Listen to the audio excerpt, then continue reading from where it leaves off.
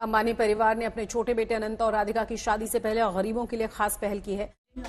शब्द नहीं है, वो हमारे भगवान जैसे आई है। अंबानी परिवार ने गरीब जोड़ों की शादी कराकर मिसाल कायम की।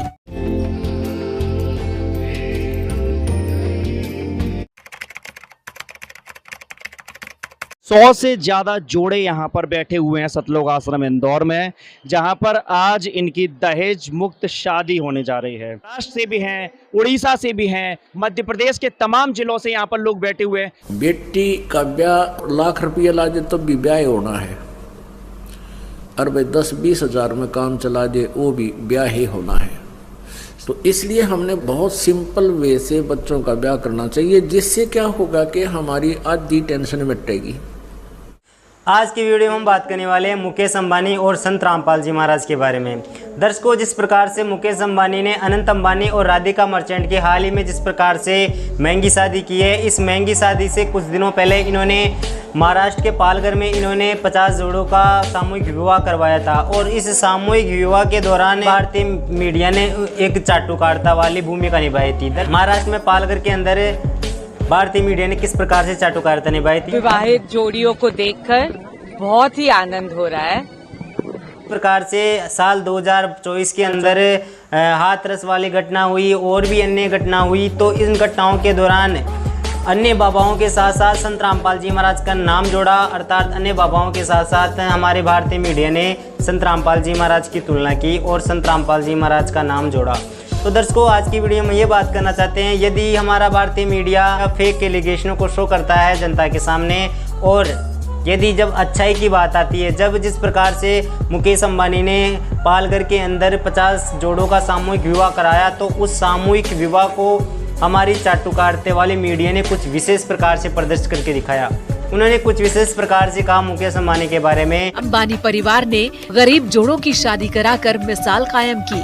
और दूसरी तरफ बात करते हैं हम संत रामपाल जी महाराज की, क्योंकि आज विश्व के अंदर एकमात्र ऐसे संत है संत रामपाल जी महाराज, जो ऐसा दहेज रहित विवाह करवाते हैं जिसका नाम है रमणीय विवाह। 100 से ज्यादा जोड़े यहाँ पर बैठे हुए हैं सतलोक आश्रम इंदौर में, जहाँ पर आज इनकी दहेज मुक्त शादी होने जा रही है। महाराष्ट्र से भी हैं, उड़ीसा से भी हैं, मध्य प्रदेश के तमाम जिलों से यहाँ पर लोग बैठे हुए हैं। और जिस जगह मैं खड़ा हुआ हूँ, ये इस पूरे आश्रम की सबसे महत्वपूर्ण और सबसे महत्व वाली जगह है, और ये उनके गुरु का स्थान है। हालांकि यहाँ पर संत रामपाल जी की तस्वीर लगी हुई है।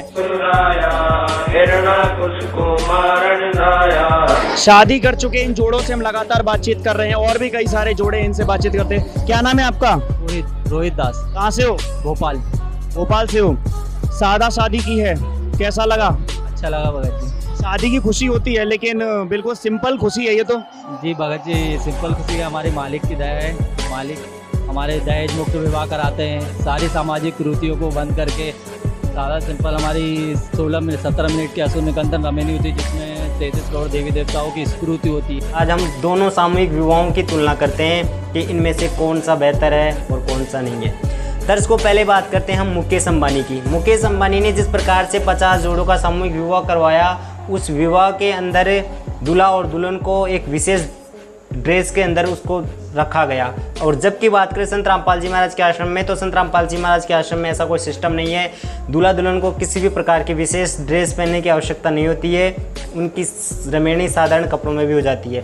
दूसरी बड़ी बात करते हैं कि जिस प्रकार से इन्होंने नाना प्रकार के रीति रिवाजों के अनुसार उन्होंने इस 50 जोड़े वाली शादी को संपन्न करवाया। और दूसरी तरफ संत रामपाल जी महाराज ने महज 17 मिनट के अंदर रमणीय विवाह करवाया। 33 करोड़ देवी देवताओं की गुणगान होता है और गुरुवाणी को पूर्ण रूप से साक्षी माना जाता है। रामपाल जी महाराज के आश्रम में जिस प्रकार की रमणीय विवाह होती है, उसमें किस 1 रुपये भी दहेज नहीं लिया जाता और नहीं दिया जाता है। और दूसरी तरफ मुकेश अंबानी ने उनको दहेज के रूप में आभूषण दिया और भी अन्य सामग्री दी। तो दर्शकों, एक बिजनेसमैन ने जो काम किया, उससे बेहतर काम तो एक संत ने किया।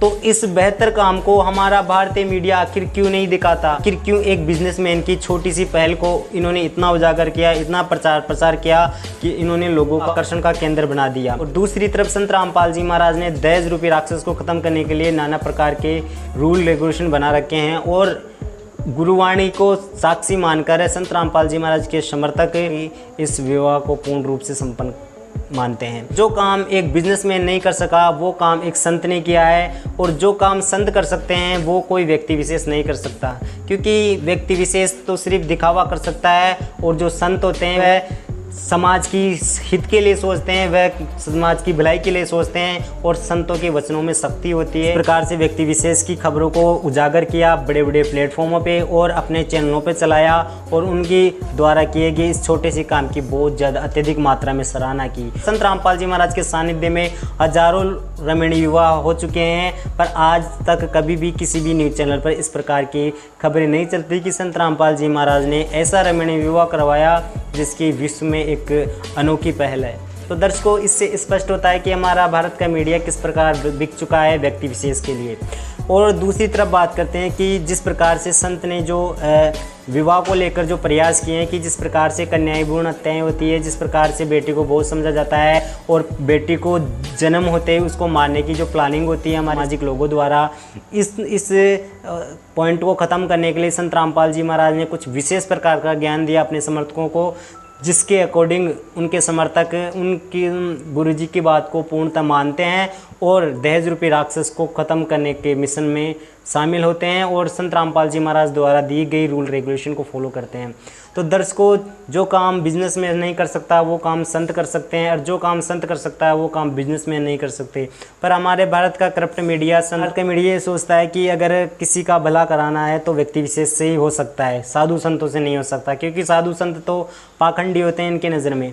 तो दर्शकों, जिस प्रकार से संत रामपाल जी महाराज द्वारा जिस प्रकार का ये प्रशंसनीय कार्य किया जा रहा है, इसको भारतीय मीडिया चैनलों ने नहीं चलाया, तो ये कहीं ना कहीं हमारे भारतीय मीडिया की चाटुकारिता नजर आती है कि व्यक्ति विशेष के छोटे से काम की इतनी सराहना और संत के काम की रत्ती भर भी सराहना नहीं की भारतीय मीडियाओं ने, तो इससे चाटुकारिता स्पष्ट नजर आती है। फिर उसमें वो पैसा बेमतलब व्यर्थ करते हैं। अपने आत्माओं बच्चों का ब्याह होना है, उसको कति सिंपल साधारण तरीके से करना चाहिए। ये मतलब कि आइटम और वो दहेज रूप में देते हैं। अब एक पैसे वाला तो ये काम कर देता है, उसके पास तो पैसा है, लेकिन गरीब व्यक्ति जब उसकी बेटी का ब्याह होता है तो उसकी बेटी धीरे धीरे अपनी माँ के पास बैठकर कहती है, देखा ना मम्मी, उसने अपनी बेटी को ऐसा दे दिया, उसने कार दे दी, उसने इतने बढ़िया पलंग ला के दिए, एक बढ़िया ऐसी वो ला के दी। तो माता समझ जाती है कि बेटी की उत्सुकता है कि मैं भी ऐसा ही कुछ लेकर जाऊं। वो फिर अपने पति से कहती है, लड़की के पिता से कहती है कि ऐसे ऐसे बेटी का कह रही थी कि उसने ऐसा दिया, उसने ऐसा दिया। तो फिर वो पिता दुख सुख पाके कहीं से कर्ज उठा कर न्यू सोचा मेरी बेटी की आत्मा दुख ना पावे और मैं भी कुछ अच्छे आइटम दे दूं और फिर कर्जा हो जा। बेटी का ब्याह लाख रुपया ला दे तो भी ब्याह होना है, और भाई 10-20 हज़ार में काम चला दे वो भी ब्याह ही होना है। तो इसलिए हमने बहुत सिंपल वे से बच्चों का ब्याह करना चाहिए, जिससे क्या होगा कि हमारी आधी टेंशन मिटेगी।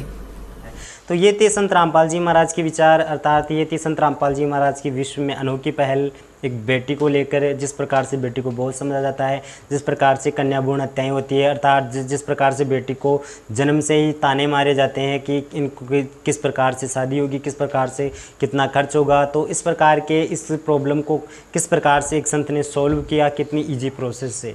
और इस संत के वचनों से उनके समर्थक इनको मानते हैं और इनके समर्थकों ने संत द्वारा दी गई धारणा को पूर्णतः अपने हृदय में धारण किया और दहेज रूपी राक्षस को खत्म करने के मिशन में शामिल हो गए। तो दर्शकों, आप भी अपनी राय कमेंट बॉक्स में दे सकते हैं कि जो काम संत कर रहा है वह व्यक्ति विशेष नहीं कर सकता, चाहे वह कितना ही पैसे वाला हो। जो काम संत कर सकता है वह संत ही कर सकता है।